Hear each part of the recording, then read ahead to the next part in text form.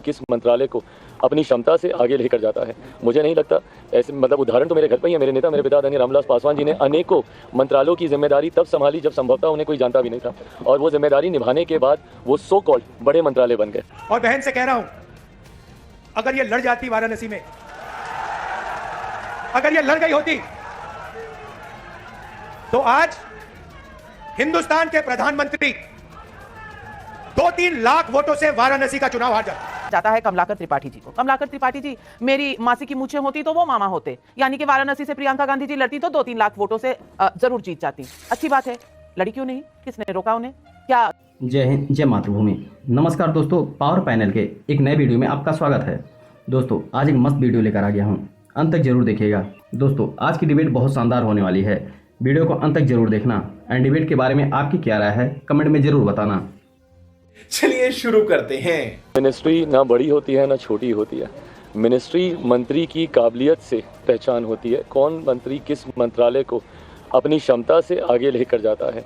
मुझे नहीं लगता ऐसे, मतलब उदाहरण तो मेरे घर पर ही है। मेरे नेता, मेरे पिता आदरणीय रामविलास पासवान जी ने अनेकों मंत्रालयों की जिम्मेदारी तब संभाली जब संभवतः उन्हें कोई जानता भी नहीं था, और वो जिम्मेदारी निभाने के बाद वो सो कॉल्ड बड़े मंत्रालय बन गए।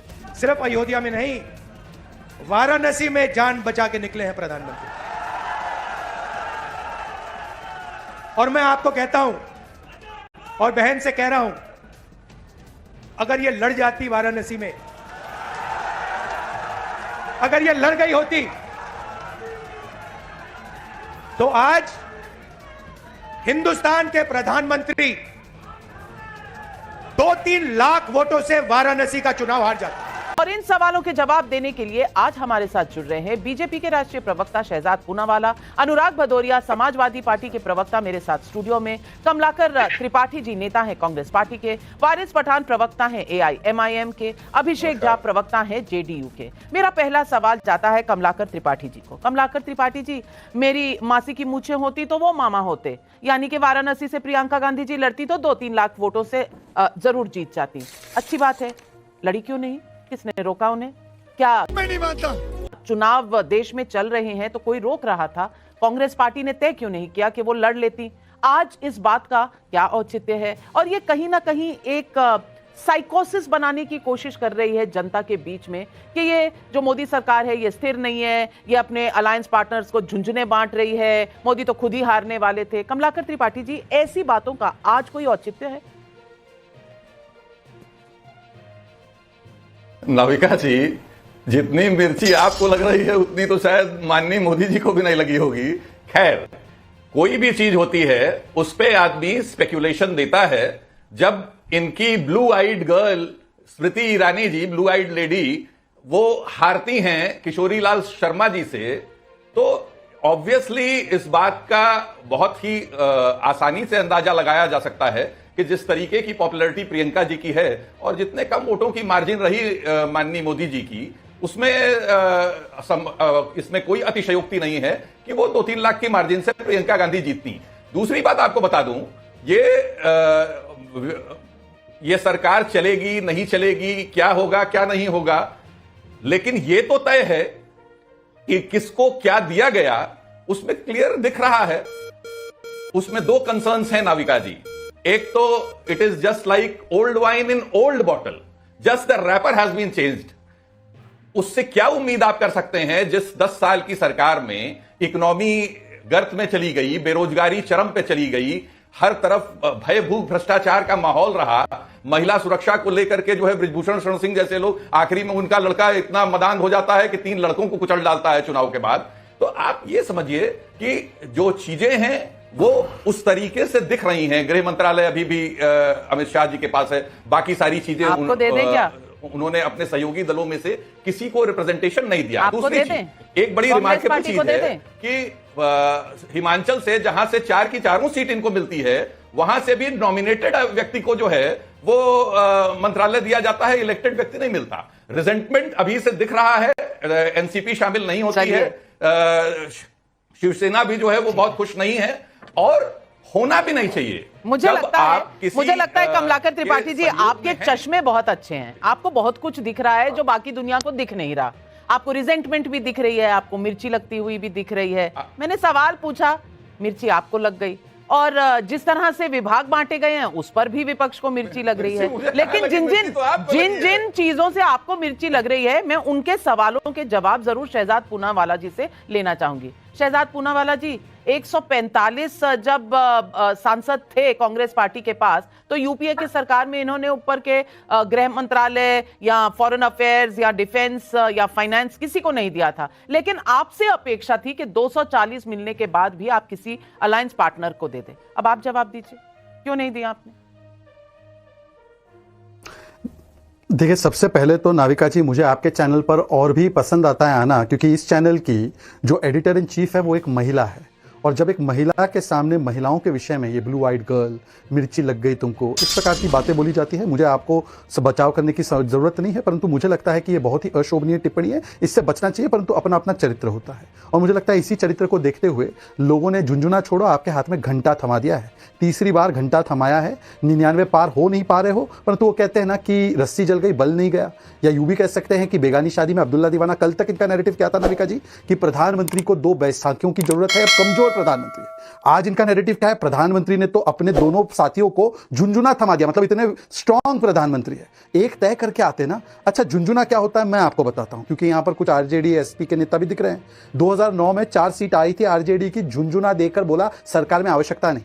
2009 में सबसे ज्यादा सीटें आई थी समाजवादी पार्टी की, उसके इतिहास की, मुझे लगता है 40 सीट्स आई थी। डिनर पार्टी से अमर सिंह को चलता कर दिया, उसको कहते हैं झुंझुना देना। और झुंझुना पता है क्या होता है, अब इन्होंने तय किया एलओपी बनाएंगे। एलओपी बनाने की प्रक्रिया में ये झुंझुना 1 और झुंझुना 2 जिसको थमाया था, उनको पूछा तक नहीं, सीडब्ल्यूसी ने फैसला कर दिया कि कांग्रेस ही एलओपी बनाएगी। इसको कहते हैं झुंझुना। और झुंझुना एक और उदाहरण देता हूं भाई, पप्पू यादव तो कैंडिडेट लड़ा था इंडिया अलायंस के खिलाफ ना, उसको कांग्रेस ने ले लिया, आरजेडी को दे दिया झुंझुना। उद्धव ठाकरे जी को बोला था आप सांगली सीट लड़ लो, सांगली सीट से उनका प्रत्याशी था, फिर उनके प्रत्याशी को हराने वाली विशाल पाटिल को अपने साथ ले लिया, उद्धव जी को दे दिया झुंझुना। इसको कहते हैं झुंझुना देना। इसीलिए मैं कहता हूं कि बस केवल एक सवाल का जवाब देते।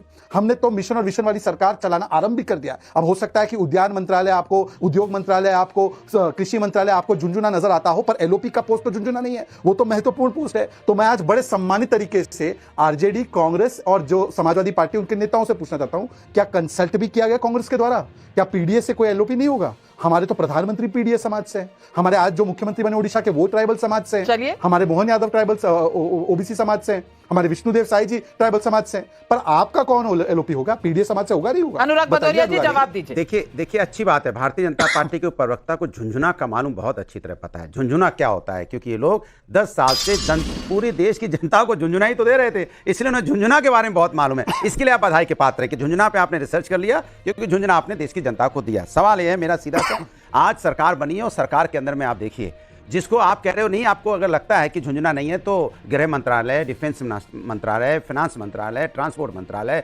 आईटी मंत्रालय दे दीजिए। आप उनको क्या दिक्कत है? छोड़िए, आप विपक्ष का मुंह बंद कर दीजिए। वे ले देखो विपक्ष का मुंह बंद करते हैं, हमने गृह भी दे दिया उनको, बंद कर दिया विपक्ष का मुंह। इतना परेशान हो रहे हो, इसके मतलब आपको तकलीफ तो है, दिमाग में तकलीफ हो रही है कि आपने कुछ ना कुछ गड़बड़ किया, तभी आप इतनी सफाई दे रहे हो। नहीं, सफाई देने की जरूरत होती नहीं। आज आपके साथ गठबंधन में देखिए, आज आपकी शिवसेना आपके साथ आंखें दिखा रही है, आपके साथ गठबंधन में आने को तैयार हो, नहीं भी तैयार है, आपको आपकी वो कहते हैं ना गर्दन पकड़े हुए है, एनसीपी तो आपको मना ही कर रही है। तो आपका तो अभी गठबंधन कहां भैया, अब तो अच्छी बात आप एनडीए बोलने लगे हैं, और ये हमने आपको मजबूर कर दिया है सबको साथ लेके चलने का, क्योंकि अकेले अकेले भागते थे, सबको बोलते थे साथ चलो ताकत लेके सबसे आगे अकेले झंडा लेके, कहते थे अब की बार भाजपा सरकार, अब बोलने लगे अब की बार एनडीए सरकार। इस लायक तो हमने आपको कर दिया है ना। और देश की जनता बहुत समझदार है। हम तो अपने टीडीपी के साथी से कहेंगे भैया अपना स्पीकर पद ले लेना।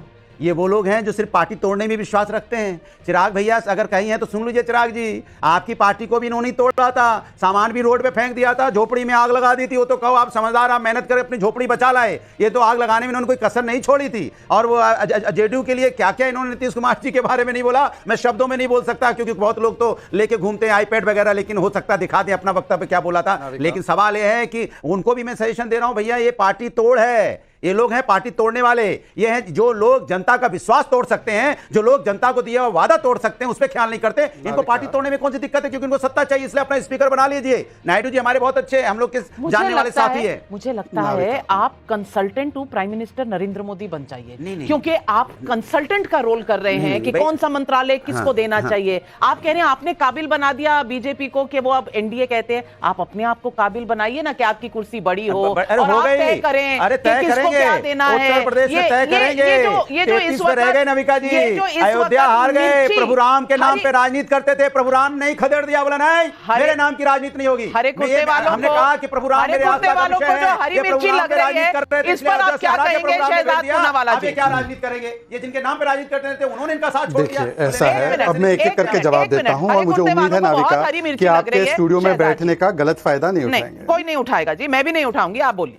मुझे केवल इतनी उम्मीद है कि डर अभी अच्छी बात है ना कि राम भक्तों पर गोलियां चलाने वाले यदि वो राम राम करने लगे हैं तो कम से कम अवधेश पासी को बोले कि राम नाम के नारे को नकारे नहीं और राम मंदिर जाए और अनुराग जी को साथ में ले जाए और कल से अनुराग जी भगवा कपड़ा पहनकर राम मंदिर चले जाए और वहां पे नारा लगाए। उनके अवधेश पासी तो लगाने से रहे, उन्होंने तो बोला मैं नहीं बोलूंगा जय श्री राम जय सिया राम, छोड़ देते उस विषय को, वो विषय नहीं है। दूसरी बात मैंने तो समझाया अनुराग जी, मुझे झुंझुना इसलिए पता है 2009 में आपको और आरजेडी को थमाया था कांग्रेस ने, और इसीलिए देखिए आपने कल क्या बोला था, कल मतलब आपने मतलब संजय राउत ने कहा था, ऑन रिकॉर्ड स्टेटमेंट है कि अब ये प्रधानमंत्री ना वित्त मंत्रालय रख पाएगा, इसको देना पड़ेगा, इस प्रकार की बातें बोली। आज अनुराग जी क्या बोल रहे हैं, अरे आप वित्त मंत्रालय देते क्यों नहीं, मतलब 24 घंटे में इस प्रकार से आप बदल जाएंगे, घंटा है या झुंझुना है। अब आखिरी बात मैंने इनसे एक सवाल बीच में नाविका नाविका मेरी बात पूरी होने दीजिए, नाविका मेरी बात पूरी होने दीजिए भाई, नाविका मेरी बात पूरी होने दीजिए, 10 सेकंड और लूंगा, ठीक है। नाविका जी मैंने तो केवल एक ही चीज कहा, हमने प्रधानमंत्री कौन होगा और 71 मंत्री कौन होंगे सब पब्लिक डोमेन में डाल दिया ना। आप पब्लिक डोमेन में एलओपी के बारे में बता नहीं पा रहे, और एलओपी के बारे में बताना छोड़िए, इन्होंने अभी क्या कहा, चिराग पासवान जी अति पिछड़ा समाज से आते हैं, उनका घर है, सम्मानित घर है, पर उसको झोपड़ा कह दिया। इस प्रकार की जातिवादी टिप्पणियों से बचना चाहिए। एक दलित का मकान, एक महादलित का मकान भी उसका घर। वीडियो को अंत तक देख लिया होगा आपने, उम्मीद करता हूँ वीडियो पसंद आई होगी। इसी तरह की डिबेट वीडियो के लिए वीडियो को लाइक और चैनल को सब्सक्राइब जरूर करें, और वीडियो के बारे में आपका क्या राय है कमेंट में जरूर लिख कर जाना। मिलते हैं एक नए ज्वलंत मुद्दे पर। जय हिंद।